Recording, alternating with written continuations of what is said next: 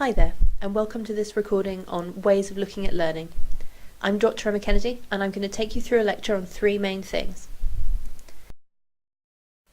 We're going to look at philosophies of learning, so different frameworks that you can use to think about how students learn. Then we're going to move on to some examples of good quality educational evidence. And last but not least, we're going to take a quick look at setting session learning outcomes.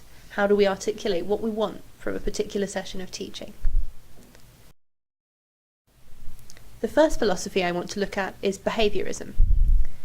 Behaviorism is a framework that's quite early in psychology. It saw learning as a change in repeated behaviour in response to external stimuli. So the learner's seen as quite a passive person. The learner just responds to stimuli, they don't interact with them in any way. Under behaviorism, you use punishment to discourage someone from repeating a behaviour, and you use reward to encourage somebody to repeat a behaviour. So you give a dog treats when it sits when you want it to sit, and you might punish the dog by spraying it with water. I don't know how you punish dogs, but you might punish the dog when it does something you don't want it to do. Learning methods that use behaviorism are likely to rely on repetition. So you might practice rote learning and reward students when they replicate it correctly. You might also want students to repeat particular routines, such as safety in the lab or resuscitation procedures. Key proponents of learning via behaviorism include Ivan Pavlov and B.F. Skinner, and you can see in the diagram on the bottom of the slide a diagram about classical conditioning. So famously Pavlov's dog, who salivates in response to seeing food, then it's taught to associate food with the bell, and then finally the conditioned response is it produces the same response that it would have to the food, but in response to the bell. The second philosophy I want to look at is Cognitivism. Cognitivist views of learning think about how presentation of data enhances students' retention of information. So it looks at how students process information during learning, and how they aim to optimize the brain's processing of new materials. In practical terms, some aspects of cognitivism which were useful for us include letting students take control of new knowledge and organising. We know that organising new knowledge helps people remember it. Make new information meaningful to what students already know. You might use repetition or mnemonics to help students retain information. Research doesn't support teaching to individual learning styles, so somebody might tell you that they're a visual learner, but actually that doesn't mean that they process information any more efficiently or that they'll remember it any better if it's presented visually. Testing encourages learning, so we know that if you test somebody, they tend to remember more after than if you didn't test them. And also chunking, so splitting information into recognisable, manageable chunks helps people to process and remember it. And here are a couple of aspects of research that are very useful, particularly if you are doubting me on learning styles. I'd recommend you read the Paschler article. It's a really useful meta-analysis, and it studies quite a few of the different learning styles inventories. Let's move on to the third philosophy of learning. This is Constructivism. So constructivist philosophies of learning see the learner as active in the process of learning. They're discovering, they're not just receiving information. For constructivists, learners don't just process information in a vacuum, they're not just blank slates. Rather, the process of learning means reconstructing new knowledge in relation to what they already know. So learners assimilate new knowledge into the gaps in their brain, they don't just receive and process it all in the same way. So learning for constructivists is fundamentally an interaction. It's not a transmission. So I'm giving this lecture right now, it's one file, but actually when all 72 people on this course listen to it, there are 72 different versions of this lecture going into each person's brain. Constructivists say that you should encourage learners to identify what they already know about the topic, therefore, and relate that to the new materials to be covered. A key theorist for constructivism is Jerome Brunner, and here's a great quote from him. He says that to instruct someone is not a matter of getting him to commit results to mind. Rather, it is to teach him to participate in the process that makes possible the establishment of knowledge. We teach a subject not to produce little living libraries on that subject, but rather to get a student to think mathematically for himself, to consider matters as an historian does, to take part in the process of knowledge getting. Knowing is a process, not a product. Brunner's work, The Process of Education, is one of the most important roots of what you might know as the spiral curriculum. So he said that it's important to structure learning to help students through new knowledge. And he also talks about the importance of readiness for learning. So students must be prepared to learn before they'll process information. It's not just a matter of a blank slate. Practical examples of constructivist pedagogies include problem-based learning, where students get together in groups and solve problems with the help of an expert facilitator. Discussion-based formats such as seminars or Ballant groups in psychiatry. And project-based or practical learning methods. So, for example, if you've got students discovering things in the lab or going out on field trips in geography, those are all pedagogies that involve constructivism in some way. Our fourth, but by no means least, philosophy is social constructivism. For social constructivists, learning is an active and it's a fundamentally social process. We learn with others. They see learning not just as acquiring knowledge, but also as being integrated into a knowledge community.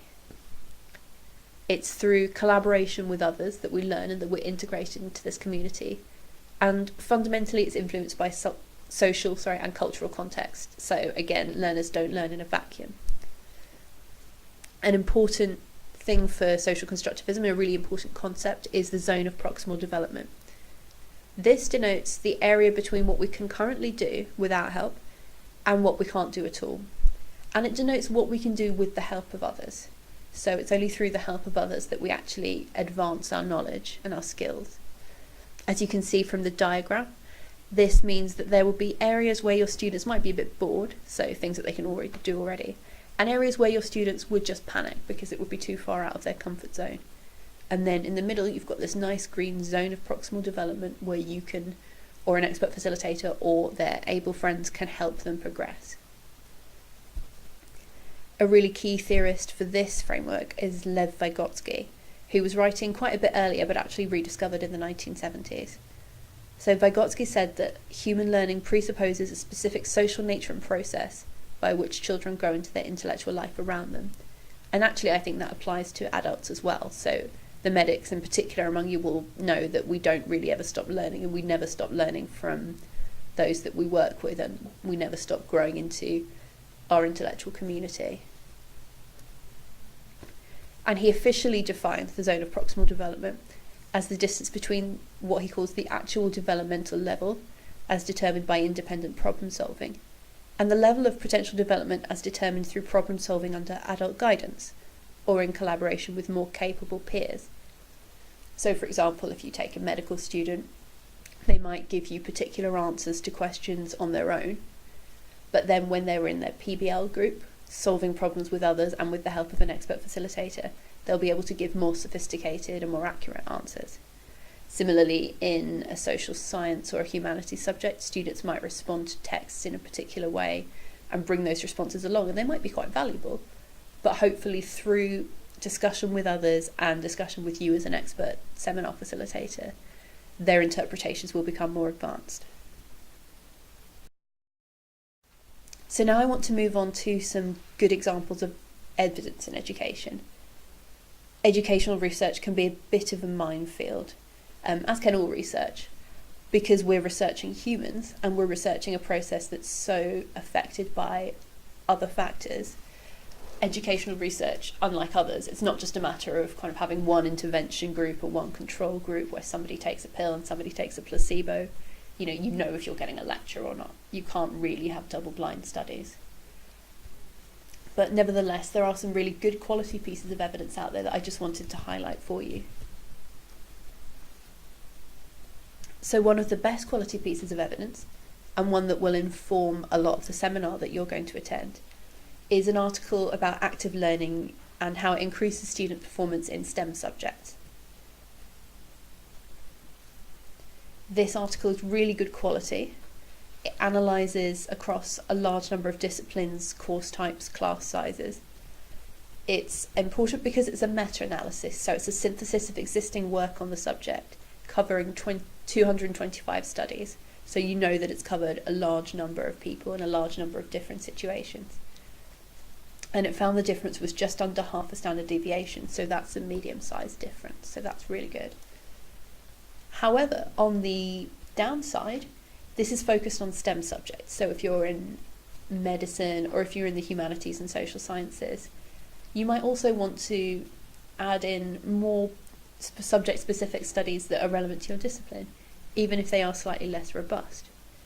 And this is the first of many instances where we see potential contradictions between the quality of the evidence and the specificity of your context, so how well it applies to what you actually do. And this is a balance that you always have to strike when thinking about educational research and how you might use it in your work on this programme. Another really good piece of evidence, which I like, is an article about how to encourage students to think critically. I like it because it's a nuanced discussion of relative effect sizes and it looks at different interventions. So they found that studies featuring all three types of intervention, so discussions between the whole class and the group, exposing students to authentic problems, and exposing them to examples, played a much more important role in promoting critical thinking when they were used together than when these interventions were used separately. So that's a really useful piece of information. That said, critical thinking is a messy concept. So if you were using this study to promote your own work in critical thinking, you'd have to make sure that what Abrami and his colleagues were thinking of as critical thinking was the same as what you thought of as critical thinking. This is a great paper. This is a great paper on methods of learning. So Roediger and Pike looked at what they called inexpensive techniques to improve education. And this is a very cognitivist approach, which is great. And actually a lot of what you teach will presumably be about helping students to remember information. And they identified 3 general principles that were shown to improve memory based on an exhaustive review by Dunlosky, which is 55 pages. So it's also useful because this is 6 pages rather than the 55, so it's a useful digestion of a large amount of research. They identified 3 things, so distribution of practice, retrieval practice, which is self-testing, and explanatory questioning. And you'll remember some of those strategies from the Cognitivism slide that I talked about. So this is great, and it links research to classroom practice. But again, it's focused on long-term retrieval. So you would have to think carefully about whether long-term retrieval was what you wanted to achieve. And in a lot of subjects, so for example, English literature, you don't really mind whether or not students remember things. Remembering isn't really the aim of the game here. And this is also looking at education across ages. So you'd also have to think, does this apply to my context in higher education? Does this apply to adult learners? Finally, last but definitely not least, is a great book by John Hattie. It's called Visible Learning, and it synthesises over 800 meta-analyses relating to student achievement. So this, in a sense, is the granddaddy of, it's a meta-analysis of meta-analyses. And it's the holy grail of educational research in some senses, because it summarises a large amount of research. But on the downside, this summarises research from all areas of education again. So Hattie, for example, might say that problem-based learning has a relatively weak evidence base because the evidence for how well it works in young children is quite low, and the evidence for how it works in higher education is higher. So overall, he might see that as sort of medium to weak, but actually, for us working in higher education, it's much more important to us that it's strongly indicated for higher education. A great midpoint here is Hattie's article specifically about higher education. And here he identifies 6 aspects that really helped student learning in higher education. Firstly, it was teachers committed to evaluation. and evaluation is integrated throughout all our courses on the programme, so you'll be learning a lot about this. Teachers working together to do that evaluation, again, hopefully that will happen here, although we don't assess you in a group. Teachers basing their teaching on students' prior learning, telling the students what success looks like at the start of a lesson, and we'll look at learning outcomes and how those help that in the next couple of slides. Programmes which have good proportions of surface learning, which is factual, and deep learning, which is more about skills and ways of thinking. And finally, programmes where teachers set appropriate levels of challenge. So again, looking at that zone of proximal development, is the level of challenge appropriate for the students, pushing them enough, but also not pushing them so hard that they are put off or panic. So those are just a few examples. They're not the only good research out there by any means, but I just wanted to give you a flavour of some of the best examples of research, good starting points, and also what makes something good. But if you look at the reading list for the course, which is linked from QMUL+, and from a lot of other places as well, you'll be sick of the sight of it by the end of this course. You'll see that all of these are on the reading list, but also hopefully so are a lot of others, most of which I would say are either very good quality evidence or very interesting in the context that they provide. And of course you can look outside the reading list as well. In fact, I like it when people do that. I'm always finding great new reading from reading student assessments. So let's have a look at session learning outcomes.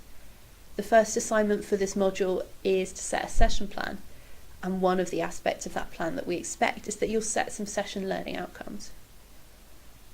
So the main thing about learning outcomes is that they help you set levels, so they don't just talk about what content you want students to study, but at what level you want them to study it. And also, how will you know that students are succeeding?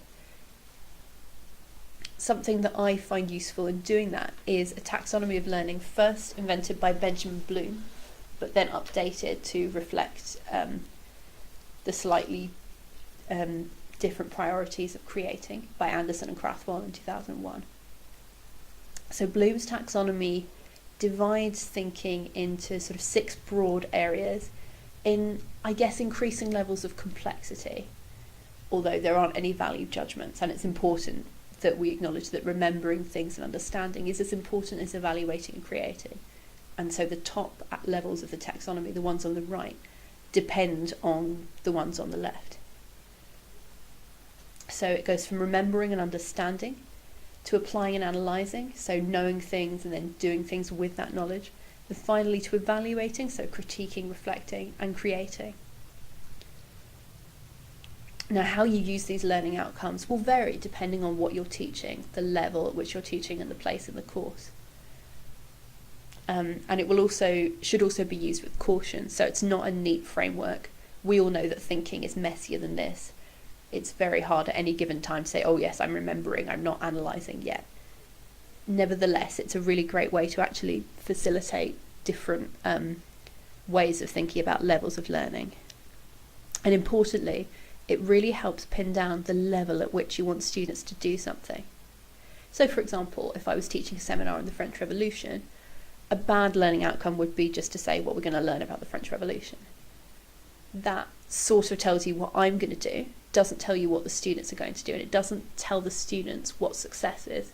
Remembering from Hattie's article on visible learning in higher education, one of the important factors is telling students what success looks like. Instead, I might say, right, I want you to recall particular facts about the French Revolution by the end of this session. I want you to interpret particular sources.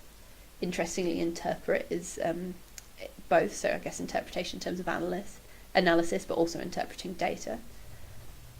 And then I might say, but I also want you to critique a particular historiographical view of the French Revolution, or I want you to reflect on a particular complex question.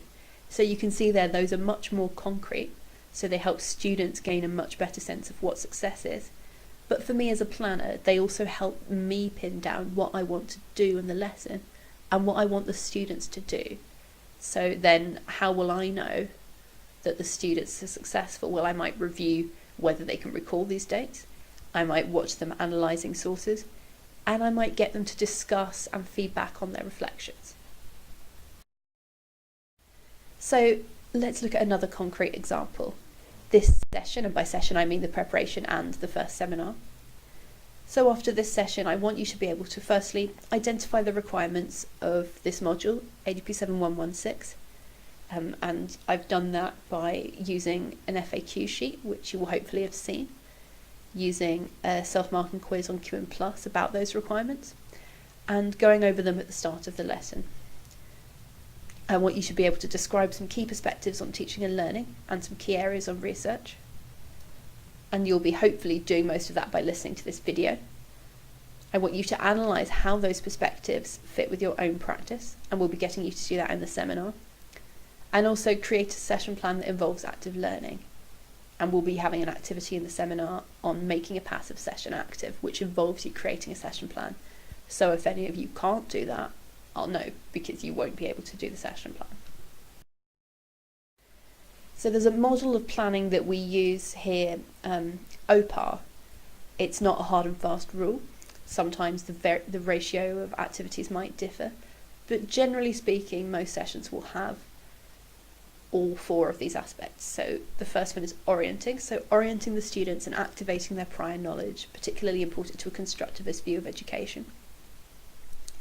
P stands for presenting, so presenting or demonstrating information in a clear and engaging way. And it might be that actually the presentation of information happens before the session in the reading or in the lecture. And then the activity, the A in our OPAR, is about what students will actually be doing with the information.